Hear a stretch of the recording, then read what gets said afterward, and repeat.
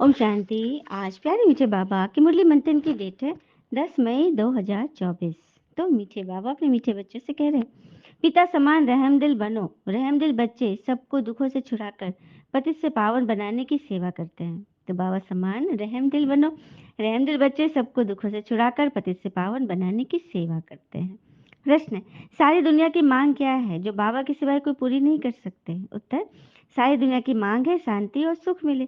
सभी बच्चों की पुकार सुनकर बाबा आते हैं। बाबा बेहद का है, इसलिए उन्हें बहुत फूलना है कि मेरे बच्चे कैसे दुखी से सुखी बन जाए। बाबा कहते, बच्चे पुरानी दुनिया भी मेरी है, मेरे ही सब बच्चे हैं। मैं आया हूँ सबको दुखों से छुड़ाने। मैं सारी दुनिया का मालिक हूँ, इसे मुझे ही पतित से पावन बनाना है। जैसे ना, सारी दुनिया की मांग है शांति और सुख मिले, और बाबा वही दिन तो हमको आए हैं। हाँ, और कहते हैं ना, दीपक इसलिए वंदनीय है क्योंकि वह दूसरों के लिए जलता है, दूसरों से नहीं। ओम शांति। बाबा पावन बना रहे बच्चों को, तो जरूर बाबा से प्यार चाहिए ना। भले भाइयों भाइयों का आपस में प्यार तो ठीक है, एक पिता का तो सभी से प्यार होता है, सभी बच्चों से। बाबा से वर्षा लेते हैं, बाबा आकर सिखलाते हैं। जो समझने वाले होते हैं वो समझते हैं। यह स्कूल व बड़ी यूनिवर्सिटी है। बाबा सबको दृष्टि देते हुए याद करते हैं। बेहद के बाबा को सारी दुनिया के मनुष्य मात्र सभी आत्माएं याद करती हैं, क्योंकि वो सबके पिता है ना। बाबा की सारी दुनिया है, नई व पुरानी। नई दुनिया बाबा की है तो पुरानी नहीं है क्या? हम्म बाबा की नई दुनिया, पुरानी भी तो बाबा की ही है, क्योंकि बाबा ने नई दुनिया दी थी, पुरानी दुनिया तो हम लोगों ने बना लिया, लेकिन दुनिया तो बाबा की ही है ना। मेरे बच्चे मेरे इस बड़े घर में भी बहुत सुखी रहते हैं और फिर दुख भी पाते हैं। ये बड़ा दुनिया बड़ा घर है ना, बेहद की दुनिया हमारा घर। ये बड़ा मांडवा है ना। बाबा जानते हैं सारे घर में हमारे बच्चे हैं, सब चैतन्य है, अभी जीवित है ना। सभी बच्चे इस समय दुखी हैं, इसलिए पुकारते हैं, बाबा हमको छीछी दुखी दुनिया से शांति की दुनिया में ले चलो। शांति देवा बाबा को ही पुकारते हैं। बाबा जानते हैं बेहद घर में इस समय सब दुखी हैं, इसलिए कहते हैं शांति देवा, सुख देवा। दो चीजें मांगते हैं ना। हम्म सभी मांगते हैं ना दो चीज। धन वैभव न भी मांगे तो शांति और सुख तो सभी मांगते हैं।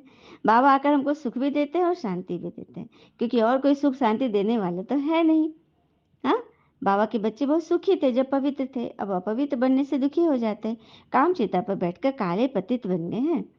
तो बाबा बच्चों से पूछते हैं, अभी तुम नरकवासी हो या स्वर्गवासी? तो क्या कहेंगे? हम हैं संगमवासी।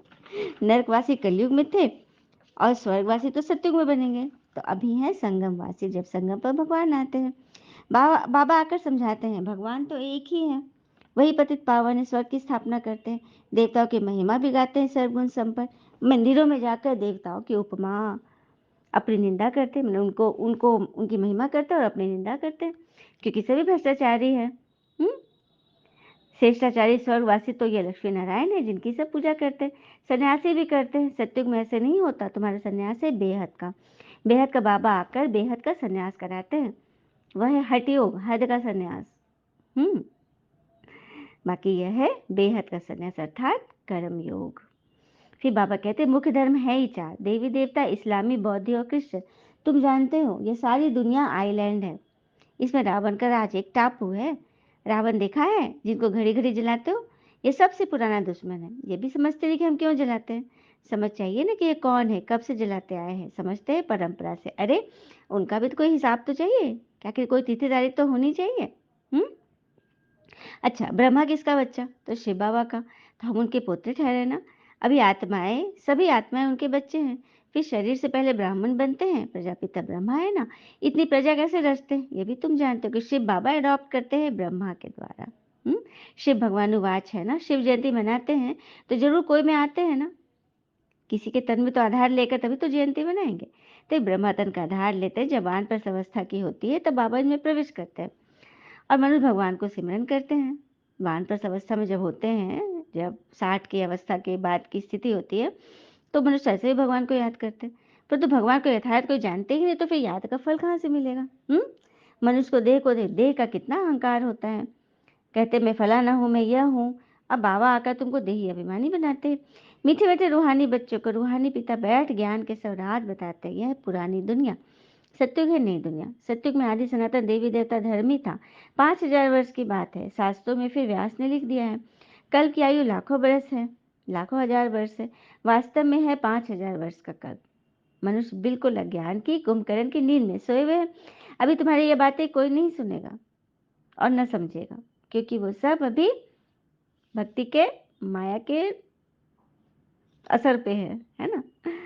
फिर बाबा कहते हैं, मैं आकर तुम्हारी बंदरों की सेना लेता हूँ, क्योंकि तुम ही थे, मंदिर जैसे थे, वे बंदर जैसे हो गए। नियति सबकी वही हो गई, विकार में चले गए। हाँ, और बाबा को सब ढूंढने लगे, भगवान को ढूंढने लगे। तभी बाबा कहते, मैं आता हूँ, बंदरों की सेना में लेता हूँ रावण पर जीत पाने के लिए। तुम्हारे अंदर के जो रावण है, रावण पर जीत कैसे पानी है? सब सीताओं को रावण की जंजीरों से छुड़ाना है। ये सब समझने की बातें हैं कि सारी सीता है, सारे द्रौपदियाँ है। भगवान निवास बच्चों को भी बाबा कहते, hear no evil, see no evil. जिन बातों से तुमको कोई फायदा नहीं है, उन्हें तो सुनने से अपने कान बंद कर लो। अब तुमको श्रीमत मिलती है, तुम ही श्रेष्ठ बनेंगे। यहाँ तो श्री श्री का टाइटल सबको दे दिया। अच्छा, फिर भी बाबा कहते अपने को आत्मा समझो, बाबा को याद करो। कितना वंडरफुल हार जीत का यह बेहद का खेल है, तो जो बाबा ही समझाते हैं। अच्छा, मीठे मीठे सीखी लदे बच्चों प्रति भगवान की नमस्ते। हम बच्चों के भी प्यारे बाबा को नमस्ते। धारणा के लिए मुख्य सार, पहले पॉइंट, पिता समान रहमदिल बनना है। सबको दुखों से छुड़ाकर पतित से पावन बनाने की सेवा करनी है। पावन बनने के लिए बाबा से पूरा पूरा लव रखना है। वरदान, दूसरी पॉइंट, बाबा कहते हैं, जिन रोया तिन खोया। इसलिए कैसी परिस्थिति हो, तुम्हें रोना नहीं है। कोई भी बात आ जाए, लेकिन मूंझना नहीं है। एक बात हमेशा याद रखिए कि लोग कहते हैं पैसा रखो, बुरे समय में काम आएगा।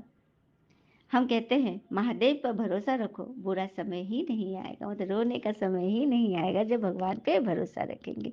वरदान, स्व के राज्य द्वारा अपने साथियों को स्नेही सहयोगी बनाने वाले मास्टर दाता भव। स्व के राज द्वारा अपने साथियों को सहयोगी स्नेही बनाने वाले मास्टर दाता भव। राजा अर्थात दाता। दाता को कहना हुआ मांगना नहीं पड़ता है। बाबा आजकल बराबर कह रहे हैं, मांगने से मरना भला।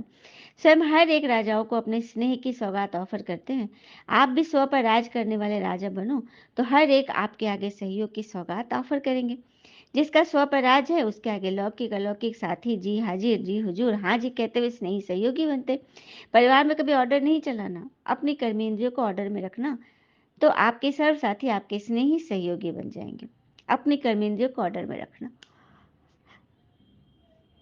स्लोगन, सह प्राप्तियों के साधन होते विवृत्ति उपराम रहे, तब कहेंगे बेहद की वैराग्य वृत्ति। सभी कुछ होते हुए भी आपकी वृत्ति उपराम रहे, किसी चीज में आसक्ति नहीं, कोई चाहना नहीं हो, तभी तो कहेंगे बेहद के कर्म योगी। अच्छा, ओम शांति। शुक्र मीठे बाबा और बाबा के प्यारे प्यारे बच्चे, आप सबका जीवन सदैव शुभ हो। ओम शांति।